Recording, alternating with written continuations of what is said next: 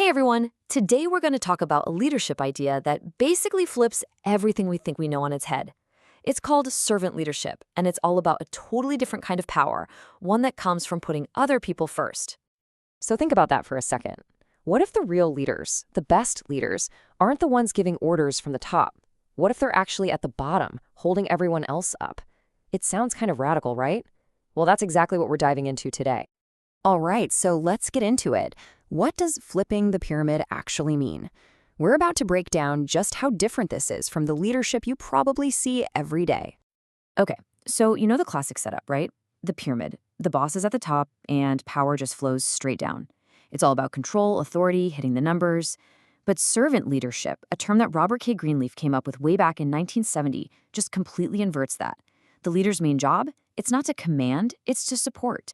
It's to make sure their team has what they need to grow and thrive. Power isn't something you hold on to, it's something you give away. And this quote from Greenleaf himself really nails it. He says the whole thing starts with a feeling, a natural desire to serve first. Becoming a leader isn't the goal, it's just the result of wanting to help. That's the core idea. That one little shift changes everything. Now, I know what you might be thinking. This all sounds nice, maybe a little too feel good. But here's the thing, it's not just a philosophy. There's real science behind it, backed by decades of research that show this stuff actually works. So let's look at the data. It really boils down to a super simple psychological idea called social exchange theory. I mean, think about it. When someone, especially your leader, genuinely helps you and cares about your success, what do you feel? You feel like you want to return the favor, right? You feel an obligation to step up. And that's exactly what happens. People work harder, they're more engaged, they're more loyal. It creates this amazing positive cycle. And the research? Oh, it's overwhelming. Study after study shows that when you lead this way, you get this huge cascade of good stuff. We're talking higher job satisfaction, people who are way more committed to the organization, better team performance, even more creativity. And these aren't just soft, fluffy benefits. These are the things that actually drive success. And check this out. This one number really puts it into perspective. One study found that simply focusing on making your employees more competent, a key part of serving them, was responsible for 30% of the connection to organizational success. Think about that. It's a straight line. You invest in your people's skills, and you're directly fueling the engine of your entire company. Okay, so we've seen the theory, we've seen the data, but what does this look like in the real world? Let's talk about some incredible people who've actually lived and led this way. I mean, you can't talk about this without mentioning Nelson Mandela. This is servant leadership on a massive scale. After everything South Africa went through, his mission was to build a government that included everyone. He wasn't focused on grabbing power for himself. His entire goal was to serve the people, to heal a divided nation and bring everyone together. And it's not just in politics. Take Indra Nooyi, the former CEO of PepsiCo. She had this whole philosophy called performance with purpose. Her big idea was that a company's success isn't just about making money for shareholders, it's about serving the planet and the people too. And you know what?